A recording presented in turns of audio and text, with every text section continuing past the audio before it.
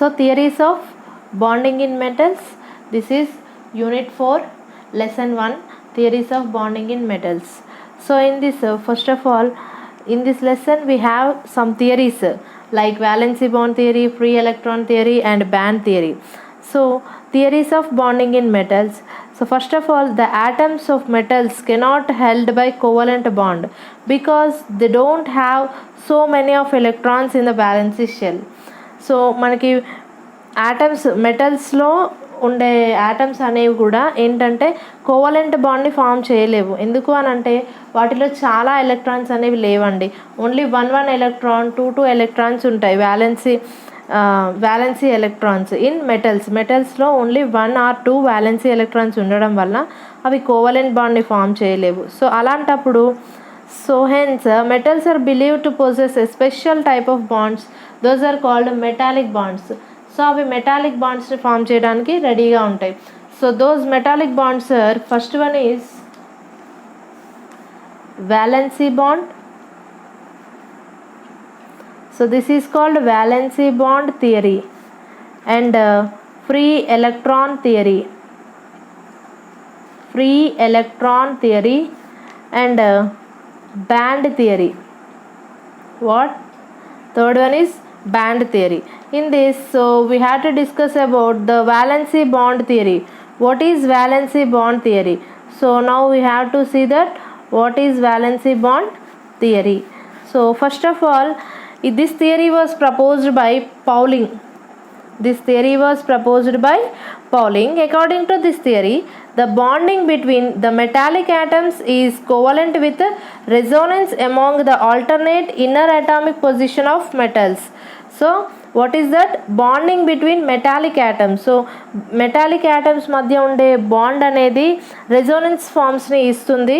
So inner atomic పొజిషన్స్లో ఉన్న మెటల్స్లో ఇది Resonance ఫార్మ్స్ని ఇస్తుంది. So this phenomena of Resonance in metallic bond is explained by 4 sodium atoms. First of all, we can take 4 sodium atoms. These are 4 sodium atoms. So first of all, what is the sodium atomic number? It is 11 and electronic configuration is 1s2, 2s2, 2p6, 3s1. Okay, this is 11. 1s2, 2s2, 2p6, 3s1. So it has only one valency electron,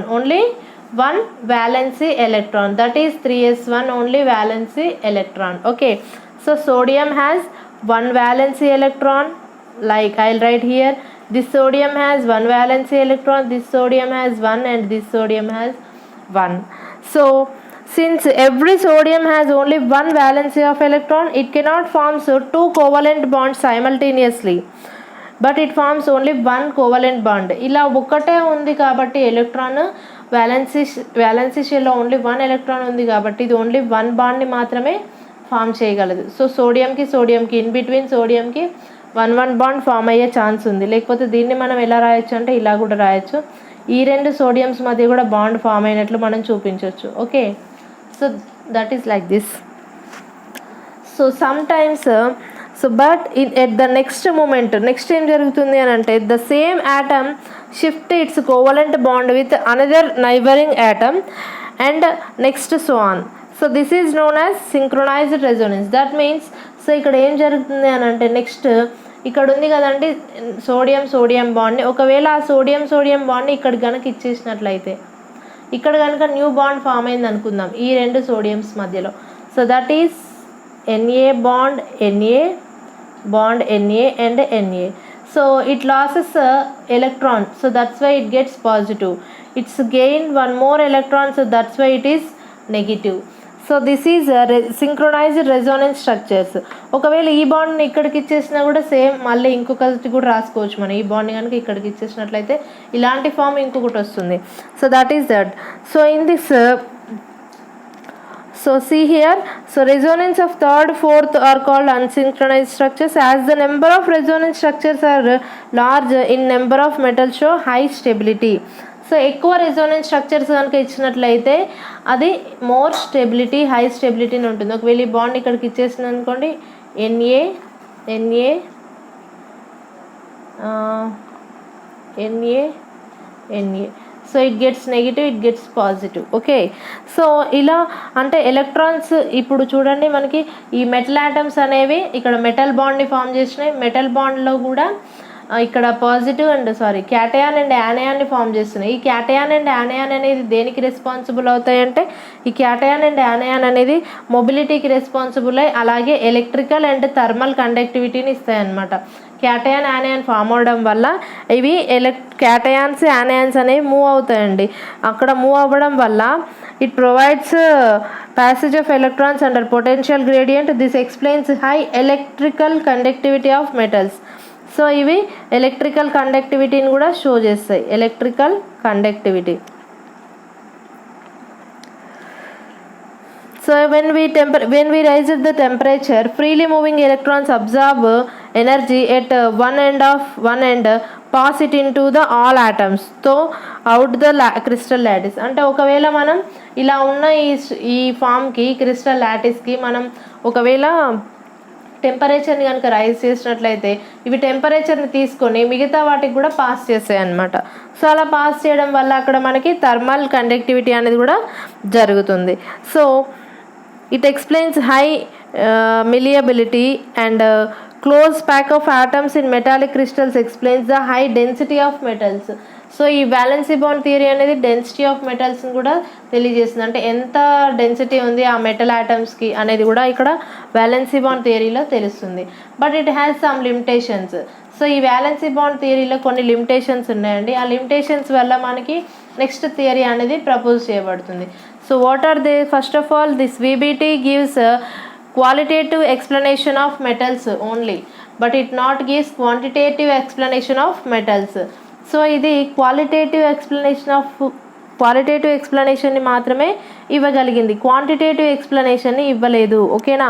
these are the limitations. It does not explain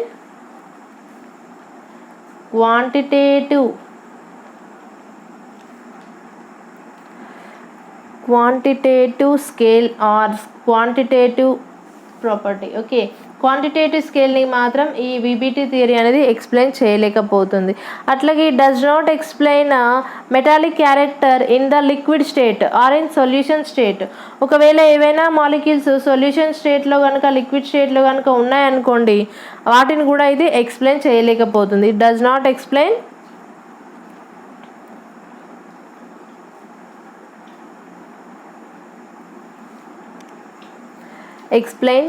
metallic character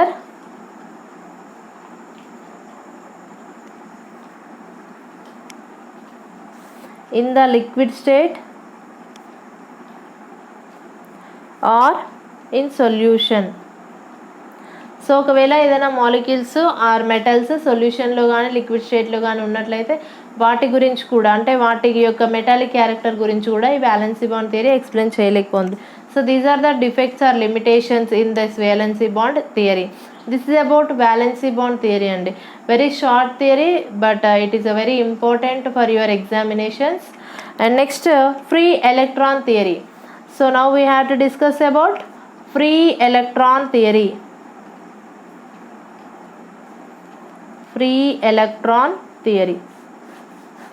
So in this free electron theory, so first of all it was proposed by Drude and Lorentz.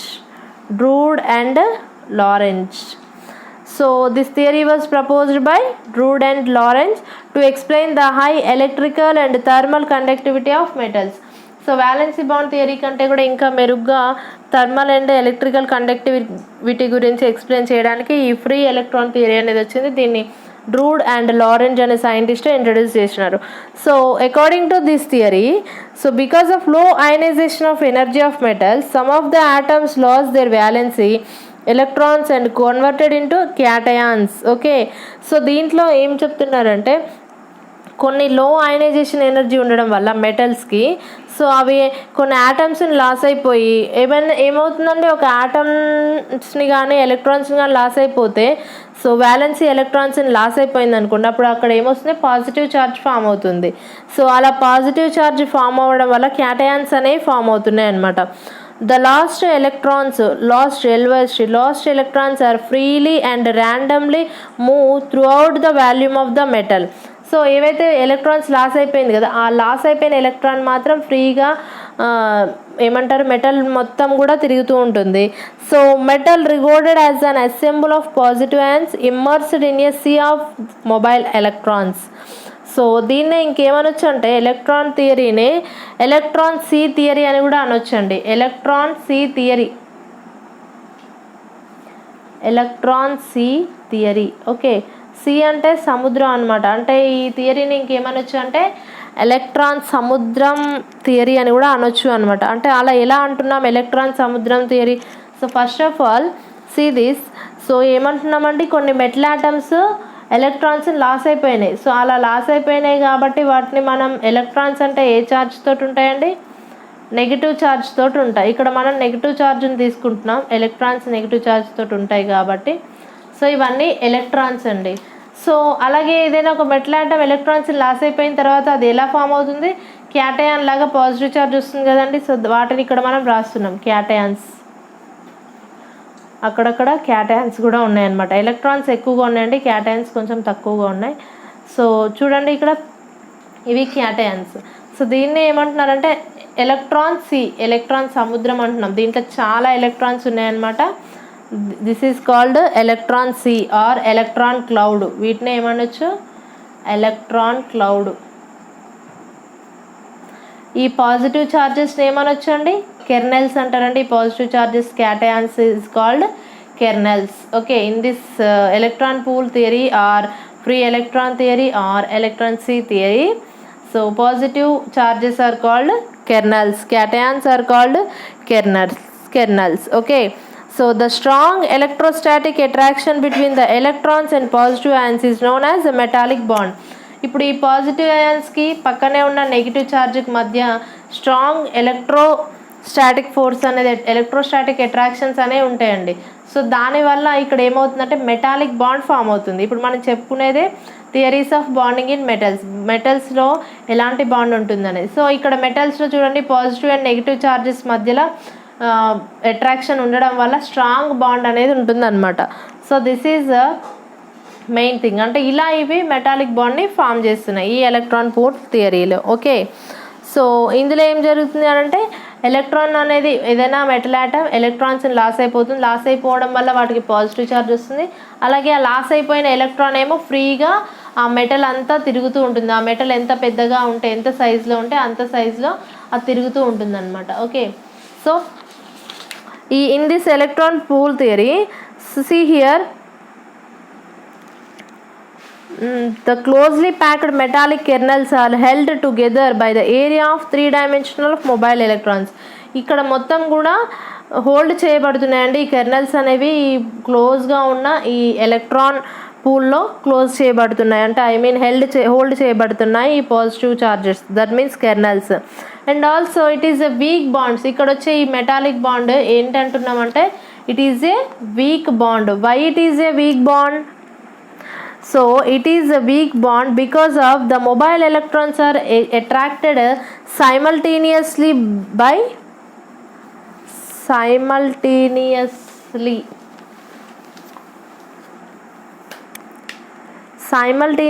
by more than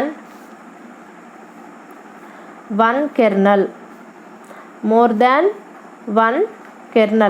so ఎందుకు ఇది week bond అని చెప్తున్నానంటే ఇందులో ఉండే electrons అనేవి కూడా అంటే negative ఛార్జ్తో ఉన్న ఎలక్ట్రాన్స్ అన్నీ కూడా ఒకటేసారి 2-3 కెర్నల్స్ని కూడా అట్రాక్ట్ చేయవచ్చు. సో అన్నిటినీ అట్రాక్ట్ చేయడం వల్ల 2-3 కెర్నల్స్ని అంటే క్యాటయాన్స్ని అట్రాక్ట్ చేయడం వల్ల వాటితో స్ట్రాంగ్ బాండ్ని ఫామ్ చేయలేకపోతాయి అన్నమాట. So that's why these are very weak bond in this. And metals are good conductors of heat and electricity due to mobility of electrons.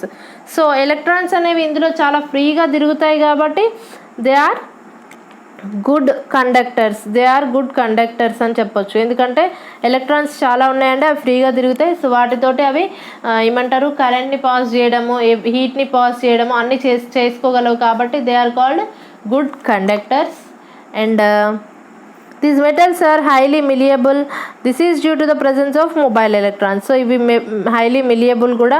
If the metals are subjected to stress, the metal ions can easily move from one lattice side to another lattice side. ఒకవేళ దీన్ని ఇంకా స్ట్రెస్కి అంటే ఇంకా కొంచెం ఒత్తిడి కనుక ఈ metals పైన తెచ్చినట్లయితే అందులో ఉన్న కెర్నల్స్ క్యాటయాన్స్ అనేవి ఒక లాటిస్ నుంచి ఇంకో లాటిస్కి కూడా షిఫ్ట్ అయ్యే అవకాశం ఉందన్నమాట.